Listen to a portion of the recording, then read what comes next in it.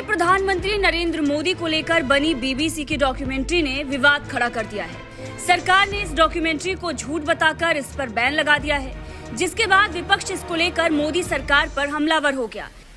तो वहीं कई बड़े नेता और बुद्धिजीवी मोदी सरकार के समर्थन में आ गए हैं। देश विदेश के कई बड़े नेता के समर्थन के बाद अब अलीगढ़ मुस्लिम यूनिवर्सिटी के कुलपति प्रोफेसर तारिक मंसूर भी मोदी के समर्थन में आ गए हैं और रंगभेद वाले इस मीडिया चैनल पर जमकर भड़ास भी निकाली है।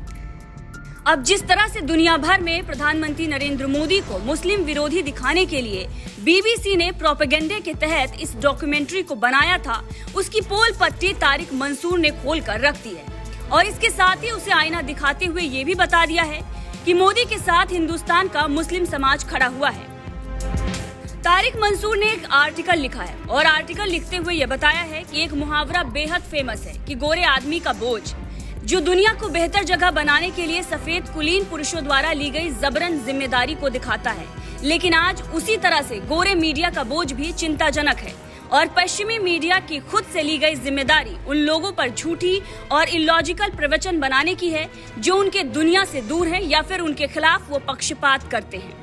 और बीबीसी की हाल की डॉक्यूमेंट्री गोरे मीडिया के बोझ का आदर्श उदाहरण भी है और ये एक ऐसे विषय पर आवांछित और निराधार टिप्पणी है जिसके खिलाफ वो पहले से ही नकारात्मक विचार रखते हैं।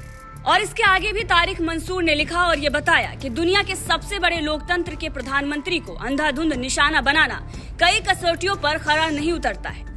सबसे पहले डॉक्यूमेंट्री भारतीय न्यायपालिका के लिए पूरी तरह से अवमानना दिखाती है।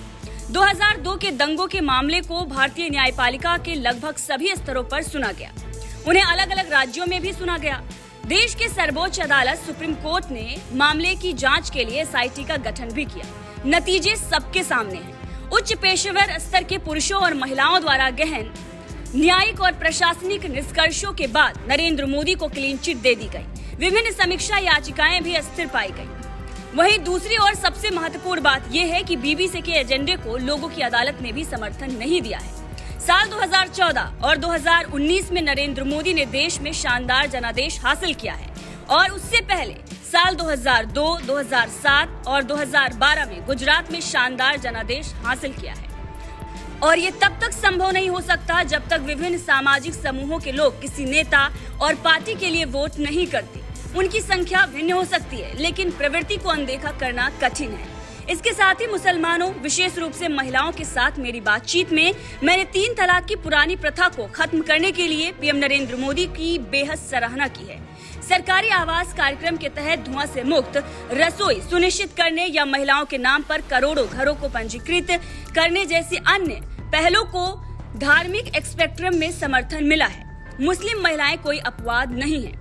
और तीसरी सबसे महत्वपूर्ण बात, मुस्लिमों के विक्टिमहुड का इस्तेमाल न करें। हमारे समुदाय के पास पर्याप्त झूठे देवता हैं जिन्होंने अपने ब्रांड बनाने के लिए केवल मुस्लिमों के मुद्दों का इस्तेमाल किया है। हमारा समुदाय जिन चुनौतियों का सामना कर रहा है उन्हें आधे अधूरे एजेंडों से कभी भी संबोधित नहीं किया जा सकता। उन्हें रचनात्मक अंतर्विश्वास संवाद द्वारा संबोधित किया जा सकता है। पीएम नरेंद्र मोदी ने कई मुस्लिम युवाओं का दिल जीत लिया है और जब उन्होंने उनके लिए अपने दृष्टिकोण की बात की है। पीएम नरेंद्र मोदी ने कहा था कि विकास तभी संभव है जब मुस्लिम युवा एक हाथ में कुरान और दूसरे हाथ में कंप्यूटर रखे। अतीत में नेता या तो प्रतीकवाद पर बहुत अधिक आसक्त थे या वो हमारी आध्यात्मिक जड़ों से बहुत बेखबर थे। आज बड़ी संख्या में मुस्लिम युवा स्टार्टअप और अन्य नए उद्यमों में लगे हुए हैं। ये चलन उत्साहजनक है। वही बीबीसी के एजेंडे से चलने वाली पत्रकारिता किसी और कसौटी पर भी खरी नहीं उतरती। मुस्लिम समाज भारत के साथ किस तरह से उलझा हुआ है, ये बात गलत है। मैं पूरे विश्वास के साथ कह सकता हूँ कि इस्लामिक दुनिया के साथ भारत के संबंध पहले से बेहतर है। भारत सऊदी अरब, संयुक्त अरब अमीरात, ईरान, फिलिस्तीन, ओमान, कतर और इस्लामी दुनिया के कई अन्य देशों के साथ जुड़ रहा है। बीबीसी इस बात की जांच कर सकता है कि कितने इस्लामिक देशों ने प्रधानमंत्री नरेंद्र मोदी को अपना सर्वोच्च सम्मान दिया है। एक समय था जब ओआईसी ने एक मुस्लिम भारतीय नेता को प्रतीक्षा में रखा था। मोदी सरकार की एक महिला विदेश मंत्री को सभा को संबोधित करने के लिए आमंत्रित भी किया है। यदि मुस्लिम जगत को लगता है कि भारतीय मुसलमानों की स्थिति दयनीय है तो ये लाभ संभव नहीं हो पाते।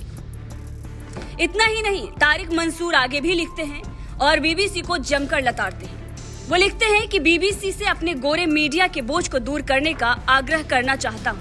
साम्राज्यवाद की भयावहता सबके सामने है। यूरोप में एक छोटे से द्वीप राष्ट्र के भौतिक लालच को पूरा करने के लिए हमारे ग्रह का लगभग आधा हिस्सा गरीब और संसाधनहीन बना दिया गया। भारत में सांप्रदायिक हिंसा की घटनाएं हुई, लेकिन क्या ब्रिटेन नागरिक गड़बड़ी से मुक्त हो गया है? भारतीय अर्थव्यवस्था ब्रिटिश अर्थव्यवस्था को पछाड़कर दुनिया की 5वीं सबसे बड़ी अर्थव्यवस्था बन गई है। ब्रेग्जिट के बाद सामाजिक दरार लंबे समय से चली आ रही है। एक इच्छा है कि बीबीसी देश के बाहर के लोगों को उपदेश देने के बजाय ब्रिटेन के भीतर भी देखे। बीबीसी ने 20 साल की पक्षपाती रिपोर्ट को इकट्ठा किया है, इसे पुराने मामलों के साथ जोड़ा गया है और इसमें बहुत सारे झूठे विक्टिम की बातों के साथ सजाया गया है, जिसके बाद नतीजा ये अप्रिय आपदा है। इसके बाद तारिक मंसूर ये भी लिखते हैं कि भारत में मुसलमानों को संविधान, कार्यपालिका, विधायिका और अदालतों पर भरोसा है। उनके मुद्दों का समाधान किया जाएगा। हम अतीत से आगे बढ़ना चाहते हैं। हम अब वहाँ नहीं रहते। हम आगे देख रहे हैं और आशा के साथ साथ प्रत्याशा के साथ ऐसा कर रहे हैं। भारतीय मुसलमानों के लिए मोदी कोई सवाल नहीं है, बल्कि मोदी वो जवाब है जो हमारे खिलाफ कई अन्यायों को दूर कर रहा है।